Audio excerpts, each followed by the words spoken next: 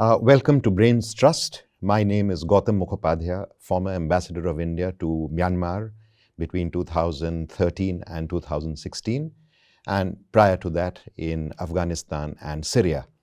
But today I'm here to talk about Burma, a civilisational neighbour with whom our ties go back, according to history and legend, well before the times of the Buddha, a deeply Buddhist country with which we share ties not only through Buddhism, but also have influenced through classical and folk Hinduism, language, script, food, dress, and though this may not be so well known, even Islam. A country to which we were joined by the colonial yoke for 100 years, from about the first quarter of the 19th century to the middle of the 20th, and left a strong imprint through migration, administration, business, education, and popular culture. A country with which we share close to 1,600 kilometres of settled and demarcated land boundary, except for one small bit where China, India and Myanmar meet, running through 4 states of the northeast of India, Arunachal Pradesh, Nagaland, Manipur, Mizoram, and maritime boundaries in the Bay of Bengal and Andaman Sea.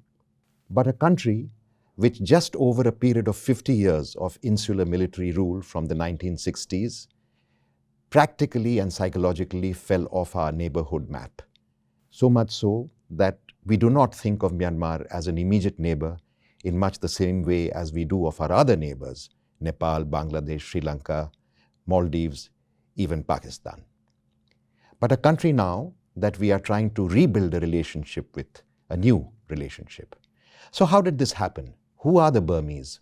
What is their history, their story, both imperial and colonial? What is their relationship with India? What is the relationship with its other neighbours, primarily China, Southeast Asia, and the world in general? What can Burma's past tell us about Myanmar today, about its political economy, its future prospects, about its turbulent politics, its hybrid democracy with a popular elected leader barred from becoming president of Myanmar by a military drafted constitution, and key security ministries under the military outside the authority of the civilian government? A civilian leader under detention by the Myanmar military for years, now defending Myanmar against charges of genocide filed by the Organization of Islamic States at the International Court of Justice for crimes allegedly committed by the Myanmar army, ironically founded by her father. An international icon of universal values of democracy and human rights, now a fierce defender of Myanmar honor and nationalism. A Nobel Peace Laureate, now regarded as a bit of an embarrassment and vilified in some quarters for not standing up for the Rohingyas. What can Myanmar's history tell us about its Rohingya problem, about its many ethnic armed insurgencies that continue after 70 years? Finally, what can explain a country bountiful in natural wealth, fertile lands, abundant water and sun, rich forests and coastal waters, precious stones and valuable minerals, gilded pagodas, once both powerful and rich, now one of the poorest per capita in the region? Welcome to my personal take on this enchanting but enigmatic land, its geography, history, people, politics. I begin with early Myanmar. According to Thanh Minh Tu, Myanmar's acclaimed contemporary historian, Burma is in many ways a country defined by its geography, at once isolated and connected, but requiring effort, with a stubborn and sometimes unhelpful sense of difference and uniqueness, and a natural tendency to look inward and be content. It is true that natural abundance and a somewhat discouraging geography have played a role in shaping Myanmar's ethnocentric attitude. But it is also true that Burmese history is replete with cultural and civilisational relations, west, east, north and south, migrations, military campaigns, and other forms of communication that have shaped Myanmar today. Bounded on the west by India, Bangladesh and the Bay of Bengal, its closest civilizational influences came from India. Mizima Desh, the middle country, for millennia the center of its ethnogeography. On the north, by China, particularly Yunnan, played a very prominent role in some of its first migrations, racial composition, its Tibeto-Burman and Thai language groups, the Han, Mongol, and Manchu, as also Qing invasions and expansions. On the east and southeast, by the Mekong, Laos, Thailand, and the cultural influences of the Khmer, Mon, Lanna, and the Thai. And to the south, the Gulf of Martaban, the Bay of Bengal, and the Andaman Sea, through which came Malay, Tamil, Persian, Arab traders, and even the Japanese. And later, as we enter the colonial era, the Portuguese, Dutch, and finally the British. The legacy left by this is simultaneously syncretic yet unique. Geographically and physically, Myanmar is shaped like an artful pendant dangling from the uncut white diamond of its highest peak, the Khakhaborazi, 5,881 meters, nearly 20,000 feet high, in the eastern Himalayas, in the triangle between Tibet, Arunachal, and Yunnan, and surrounded by three sides by rugged ranges to the west and north, the Patkai, Naga, and the Chin Hills, and the Arakan Hills to the west, and the Shan Plateau and deep river gorges to the east. At the center, thick forests, fertile river valleys, paddy fields, and dry scrublands of the Irrawaddy, and the coastal areas of Rakhine and Tenasserim. Finally, the Bay of Bengal, the Gulf of Martaban, and the emerald waters of the Andaman Sea. Its central defining feature, the Ayeyarwady, or Irrawaddy as it is better known, runs north-south from its sources east of the Himalayas, the Malikha and the Maikha, that join at a place called Mitson in Kaching State, where a controversial dam under construction by China stands suspended now, before flowing through the Myanmar heartland, Mandalay, Bagan, Phie, and spreading out like a fan at its delta, pouring out into the Bay of Bengal. This was the center of Myanmar civilization, the Pyu city-states, the Bagan dynasty, the Taungoo, and finally the Kongbao. This is also the area where, in many ways, the civilizations of China, India, the Thai, Khmer, Mon, and others merged during the historical period, and then, of course, more recently, the Europeans came. The Myanmar often refer to themselves somewhat modestly as a kind of fusion between China and India, and they refer to their dress, the upper garment called the Inji and the lower garment called the Longi, as coming from China and India respectively. But perhaps that is a bit too modest. In many ways, a much greater symbol of Myanmar's uniqueness and its identity is the Irrawaddy. The Irrawaddy, which is born in Myanmar and immerses itself into the Bay of Bengal, also within Myanmar's waters. May I take a slight digression now? This is in some ways quite unique. Every major river system of southern Asia has its origins in the Chinese Himalayas and flows through more than one country. The Indus, the Ganga, the Brahmaputra, the Salween or Thanlin as it is called in Myanmar, and Lanchang in Yunnan, the only river without a major floodplain and undammed, flowing freely through the forests and gorges into the Gulf of Martaban, the Great Mekong, the Da and Red rivers of Vietnam. All these originate in China and flow through one or more countries before they disgorge into the sea. Only the Irrawaddy is born and finds its abode in the waters of Myanmar after nourishing a civilization of over 2,000 years.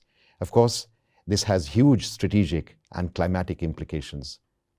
Surrounding the Irrawaddy on three sides, in the shape of a horseshoe, are uplands and mountains.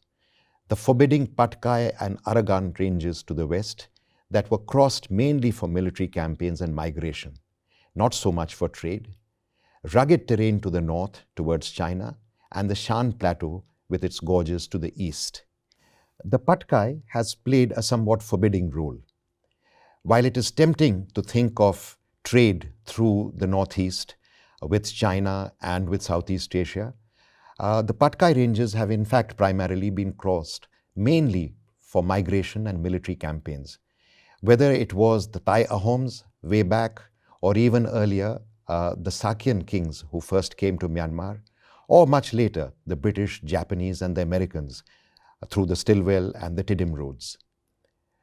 Very few of the rivers of the northeast actually flow out into the Chindwin or the Irrawaddy basin. Only two that I can think of that are major: the Manipur River, which flows south and eventually joins the Chindwin, and the Kaladan River, which meets the sea at Sitwe. All the other major North Indian rivers making up the Brahmaputra and the Barak valleys flow into Assam and eventually into Bangladesh. Cutting through these exotic uplands, Myanmar is blessed with other rich rivers: the Chindwin and Mu to the west, the Shweli to the northeast, the Sittong parallel to the Irrawaddy in the center, and the Salween cutting through the Shan Plateau and Karen Hills, and finally the Mekong bordering Laos and Thailand to the east. And these hills, they are inhabited by what we may call tribes, but what Myanmar call ethnic races: the Chins, part of the Kuki, Chin, Mizo, Zomi group of tribes, to the west. Also to the west, the Eastern Nagas, the Kachin tribes like the Jingpo, known as the Singpo in India, to the north, also the Ravang, the Khamti-Shan, which also spill over into India, the Lisu and others. And as we go further east, the Shan ethnics that trace their origins to the southward movement of the Thai ethnic group from southern China to Myanmar, Thailand, and virtually all of Southeast Asia, mainly in the hill areas of what the great scholar James C. Scott calls Zomia. I turn now to Myanmar's prehistory. Limited archaeological evidence suggests that the earliest Stone Age cultures in Burma go back to about the 11th century BCE, largely in the central dry zone around Mandalay. Later, 3 caves located near Tonji in the foothills of the Shan Plateau have yielded Neolithic artifacts dated between the 10th millennium and the 6th millennium BC. But recent discoveries in genetic science are uncovering a past that is much more complex and fascinating, in which the Irrawaddy River may have been the hub of a Pleistocene settlement, population expansion and migration as far as Australasia during that time. 3,000 to 4,000 years ago, hunter-gatherer populations gave way to the first farmers, related genetically to the peoples who inhabited what is now southwest China. 2,000 years later, during the Bronze and Iron Ages, fresh migrations from the north brought tongues akin to Tibetan and ancestral to Burmese from around Qinghai or Yunnan in southwestern China to Myanmar. And then, by the 2nd century BC, these Tibeto-Burman speaking people came to be identified as the Pew. The discovery of iron led to more advanced forms of agriculture and trade.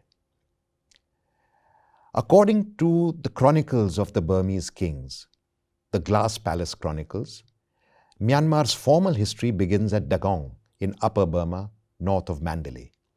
It was here that a Koshala Sakyan prince called Abhiraja arrived with his retinue across the Black Mountains long before the Buddha preached at Saranath, perhaps dated around the 9th century BC, after the Koshalas lost to the Panchalas over a failed matrimonial proposal and founded a royal line, first bringing the notion of kingship to Burma. One son is said to have ventured south and founded the kingdom of Arakan. The other continued a line that is believed to have gone through the later Pew cities further south, and if legend is to be believed, through Bagan all the way to the last king of Burma, King Thibaw. King Thibaw was defeated by the British in 1885 and exiled to Ratnagiri on the western coast of the Deccan, thus ending the royal line in Burma. King Thibaw's exile in India has its dramatic counterpart in the exile of the last Mughal emperor Bahadur Shah Zafar to Rangoon, where till today he lies buried in a mazar in his name. Today, little is left of Dagong, with most of the city walls being swept away in one of those periodic changes of course of the Irrawaddy. But there is still enough, along with a museum, a Buddhist monastery, where I met a Burmese monk who lived in Bodh Gaya and spoke in Hindi and English, and shrines to local nuts, the 37 spirits of folk religion in Myanmar, to give a sense of the past. But more recent research shows that civilization in the Irrawaddy Valley may well be very old as 1,500 years BC, or around the time of the Indus Valley civilization, where there is evidence of people growing rice, domesticating animals like chickens and pigs, turning copper to bronze, and over the next 1,000 years or so using iron, and in due course trading with China.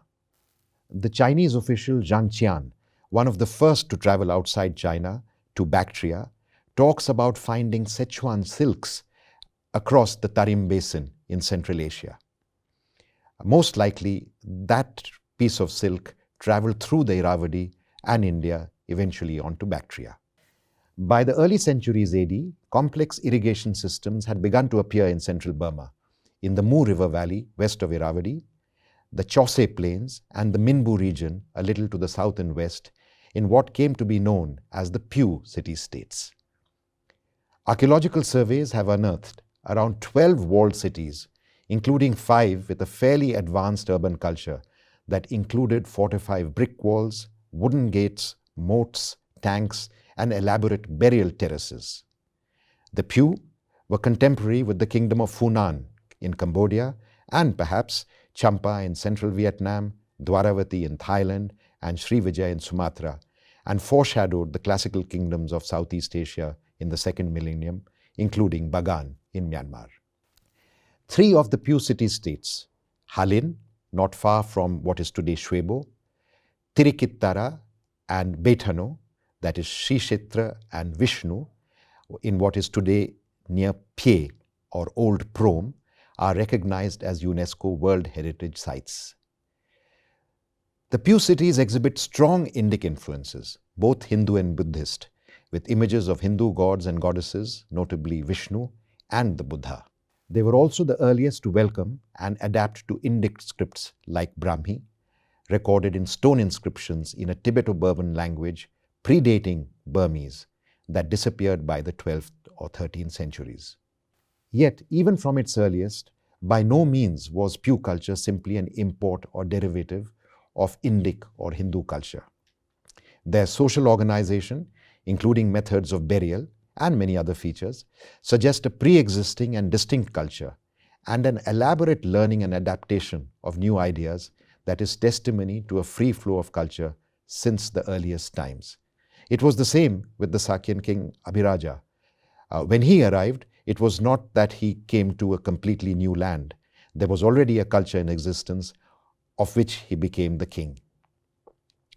The Pew cities lasted long, but gradually came to an end in the 9th century when they were weakened by repeated raids by swift horsemen from the north. These horsemen were the Myanmar, or what is now known as the Burmans, from the Nanzhao kingdom around Dali in Yunnan, from around 760 AD till around 830. The Burmans took over the Pew realms and went on to found the Bagan Empire in the middle of the 11th century, unifying the Irrawaddy Valley and its periphery for the first time. So what happened really is something that we'll see repeatedly in Myanmar history, an osmosis of what was before and what came. The Pew gradually got absorbed amongst the Bama and lost their language and their script, while the Bama incorporated Pew legends, particularly their claim to ties with the Sakyas and through them the Buddha, in order to enhance their sanctity as their own. It was an imagined continuity, but one that continues today.